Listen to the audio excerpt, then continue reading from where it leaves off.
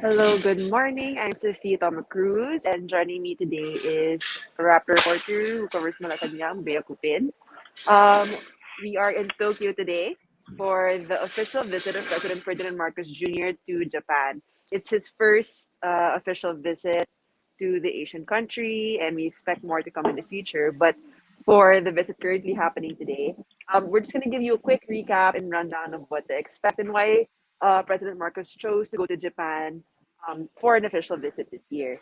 So, again, just a brief overview of the activities that you could expect this week. President Marcos will be in town until February 12th. That's a Sunday. And today, on February 9, we expect him to have several meetings with Japanese businessmen, Japanese business companies in the morning. And then in the afternoon, he's going to have a courtesy call with the imperial family. And so that would be Emperor Naruhito and Empress Michiko. And after that, he's going to have activities with Japanese Prime Minister Fumio Kishida. So during that time, we can expect several exchanges of notes and signing of deals, which Bea will give us a breakdown of later. And tomorrow, he's going to have more meetings with business officials. And of course, the trip wouldn't be complete without a meeting with the Filipino community here, which the president will have before flying back to Manila on Sunday. Bea, I'll give you the mic in just a second, but Yeah. Senora, just let's zoom out a little bit and look at the big picture. Why is the president in Japan? Um, Mhm. well, Japan is a very significant partner for the Philippines because it's only one of three strategic partners. Now, for you to be a Mm. strategic partner or for you to be considered a strategic partner in the Philippines, that means you have attained the highest level of bilateral ties where you can expand and you can explore um, pretty much any area of cooperation. That's economy, security, you name it. So again, Japan is only one of three, the other two being Vietnam and the US, which is both a strategic partner and a treaty ally. Mm. So the president called his trip to Japan an essential trip because he wants to see stronger. It's part of this effort of his administration to foster stronger political and security ties with countries in the region, and also of course strengthening the Philippines' economic ties because he's branded that as sort of essential as well to his administration's recovery efforts after the pandemic.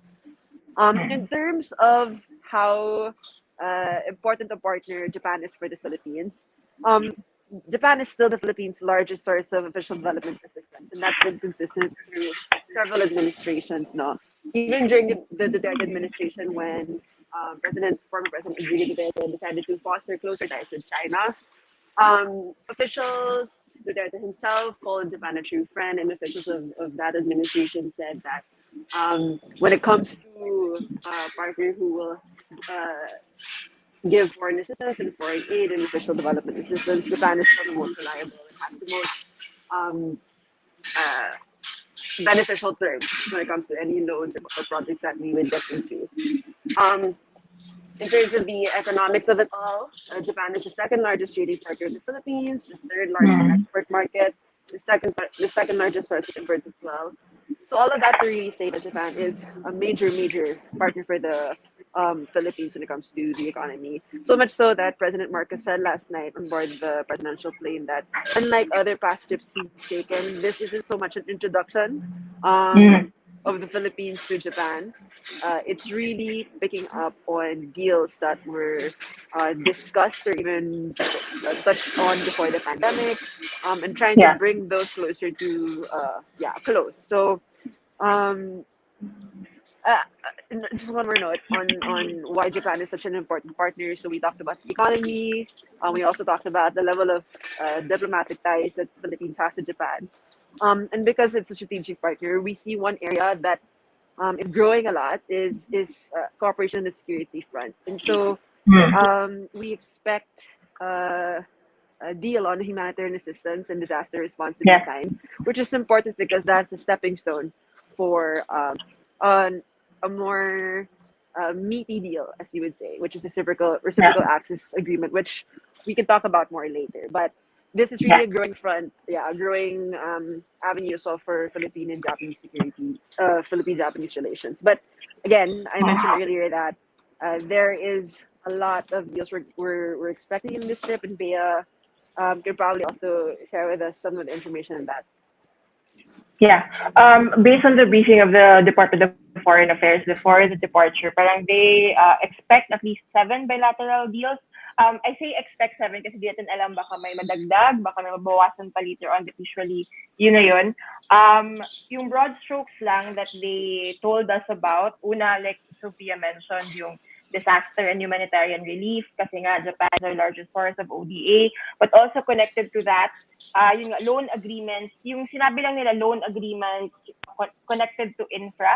So yung magpipirma today, or sorry, during the visit will be the DFA. Later on, pipirmahin siya ulit ng finance. So kumbaga, that means step 1, kumbaga ito ng loan agreement. So if flesh out pa yung details of that loan agreement. If you recall, this is aside from the Japan trip. No? Recently, the NEDA did approve the extension of a loan from JICA from Japan connected to yung sa airfare navigation system sa natin. So just to get an idea, medyo intense talaga, or ang lalim ng involvement ng Philippines at ng Japan, especially when it comes to ODA. We also expect a bilateral deal, and a proposed agreement on cooperation in communications info technology to be signed by the DFA kasi hindi nakasama dyan si Department of Information and Communications Technology Secretary Ivan John Uy. But there are a lot of cabinet officials who are there. Finally, of course, agriculture deals. Parang ito rin yung isa sa mga ini-emphasize ng palace. Agribusiness and also deals, hopefully, that will pave the way to the Philippines exporting more of our products into Japan. Obviously, President Marcos is also concurrently the Agriculture Secretary. Pero yung magpipirma for that bilateral deal will be a senior undersecretary and not Marcos himself. Speaking of cabinet secretaries, Sofia, napansin ko kasama dyan si SND. It's the first time that, he's the first SND of President Marcos, first of all. Pero first time natin makita na sumama ang isang defense official sa isang official na trip kasi in the past, siyempre OIC lang si Faustino. So, anong ibig sabihin nun? We did mention na we expect deals on humanitarian assistance, disaster relief. Pero what does it mean na sinama si Secretary Galvez to the Japan trip? Right. Well, one really big topic hovering over this entire trip is actually that. The stronger security ties that Manila and Tokyo want to forge with one another. And again, that becomes more significant because of two things. One, a more recent event, which was the recent visit of U.S. Defense Secretary Lloyd Austin III to Manila last week. Yes, that was just last week. Where they unveiled the Manila and Washington unveiled a really big announcement, which was that the U.S. is going to get expanded access to military bases in the Philippines under the Enhanced Defense Cooperation Agreement. So the U.S. is an ally as well as Japan, and so and a really important security ally. They're also treaty allies. So that's one reason why security ties have been such a prominent issue for this trip. Also because, again, that's one reason, and the other reason being that all of this is really taking place also against the backdrop of countries in the region and around the world showing more concern about growing Chinese aggression, particularly in the Indo-Pacific region. That's not lost on Japan, and that's not lost on the Philippines, and that's why President Marcos, reporters asked President Marcos last night on the presidential plane whether or not the Philippines and Japan were perhaps going to sign a reciprocal access agreement while he was here in Tokyo. Talks on that first started during the Aquino administration. It was called the Visiting Forces Treaty. So not exactly like the VFA of we have with that we have with the US, but it is very, very similar, right? And really what that would very similar, and what that kind of agreement would afford Philippines and Japanese forces is that it would allow for Japanese troops to be in the Philippines, and it will sort out their legal status, because again, Just as a reminder, the Philippine Constitution does not allow that unless you have that framework. So, but I guess in a sort of trying to set expectations for the trip. No, President Marcos said that no formal talks on that have started yet, which comes as no surprise because while talks did start in the 18 administration, it happened towards the latter end, even 15, no, and that's really there weren't a lot of developments on that front during the Duterte administration, especially also latter half being a pandemic. So really, they're just going to start talking about all of these things again. And the president himself said security ties with Japan are a relatively new area for us.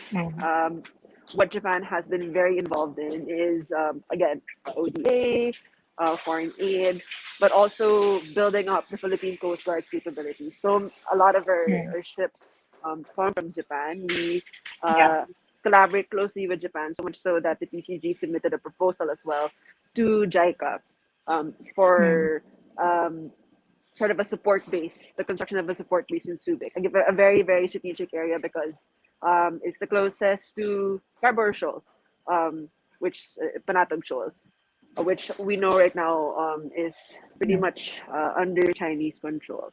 So, sorry, just to backtrack again and go back to talks on a VFA with Japan now. That's not going to happen. Any signing of that is not going to happen during this trip at least.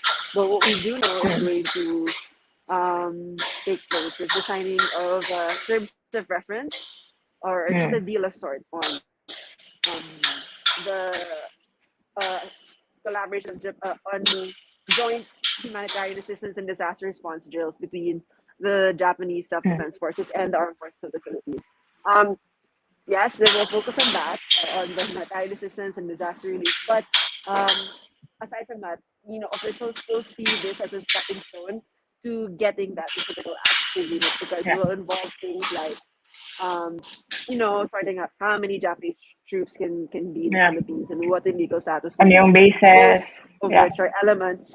Yeah, both of which are elements of a reciprocal access agreement. So, kumbaga, baby steps, but steps being taken nonetheless. And on that front note, I think Japan is an interesting visit for the president because we'll perhaps see more hopefully more concrete outcomes. No, aside from the security, just a brief point. Then we expect that investment pledges will total up to some 150 billion. I no details yet on whether that's purely pledges or a mix of actual deals and pledges, but yes, our ambassador to Japan said that the goal is to garner around 150 billion worth of new investments, which should generate up to around 8,000 jobs for Filipinos. But on that note, I wanted to ask you, Bea, because we are now at the 9th trip of the president since he entered office in June 2023, and also the 3rd trip this year. I don't know. Do you think that the stakes are being raised for these trips because, well, the list is growing longer, and how does all of this fit into is it really all fitting into his administration's agenda and priorities? Yeah, I think definitely society, ni President Marcos at the administration, they already feel the need to explain and justify more. I confessed this with earlier trips na parang understood na important. So parang ngayon there's always an emphasis of how important it is. He called the Japan trip essential. He didn't use the word essential for Davos, but in effect, ganun din yung explanation niya. And I guess there's also impatience in the sense na I mean, realistically, alam naman natin na hindi porket lilipad ka sa isang bansa, uuwi ka ng billion-billion na dollars of investment, sure na. Pero there's certainly siguro may tone of parang pagkainip. Kasi yun nga, it's his 9th trip as president, 3rd in 2023 alone, right after he said na he's gonna ease up on traveling in his this will be his first full year in office. So parang siguro may ganong pressure din. Kasi nga, parang of all these trips, so far he's really come home with pledges, right? Like, but realistically nga, you don't expect naman na may matatayo talaga within 6 months. And kung meron man, usually these are private entities that have long plans to build like factories or whatever or offices in the Philippines. So definitely there's that pressure. Yung interesting for me, like Sofia pointed out, is that this one, in most of his trips, he says that this is an introduction. Dito may acknowledgement, it's not an introduction. So I guess I would think that there's more pressure because it's not just a getting to know you thing. But definitely it's interesting because Japan, outside of his first state visit, Japan was the first bilateral President Marcos held on the sidelines of the Onga in New York. So yun yung interesting for me. This is a fairly big delegation based on the footage from PR001. DFA na mismo nagsabi it's a large business delegation. Nakita ko sa videos from the airplane, kasama his former Senator Manny Villar. Kasama rin, if I'm not mistaken, Senator Villar, his son, who is an incumbent senator. And then we don't this delegation because Malacanang normally doesn't release that prior. Makikita na lang yun ni Sofia later on kung sino yung mga private businessmen na kasama dyan sa Japan. A lot of cabinet secretaries are part of the delegation compared to previous trips. So, tignan natin kung ano. Parang for me, as someone who's covering Malacanang, parang yun lang. Siguro there is, I think, already that acknowledgement. There is impatience. Na parang, and to add to that, yun nga, parang wala pang disclosure so far of how much these trips are costing them. Not them. They're costing us, the Filipino people. President Marcos has said that they will be transparent and they will disclose magkano yung nagagastos. Wala pa so far. So yun, there's definitely pressure on that side that talagang you have to deliver. It's been 7 months, 9 trips all across the world, US, Europe, Asia, Southeast Asia. Diba? Parang at this point, you want something concrete to bring home or to banner from all these trips. Yeah, upping the stakes. For both the president and also all the other departments who have to make good on the pledges and the promises and the deal signed. Yeah. That's it for. That's basically a rundown. Day one pa lang, Sofia. What's it? Yeah. So we'll be, of course, coming back with more updates for you towards the end of the trip to recap what the president accomplished and what he missed, if there are things that he did miss while he was here in Tokyo. On that note, please continue to follow Rappler for updates. We have a live updates page that you can find on our website and also stories on major issues that you should be following. See you again on February 12th. Yeah.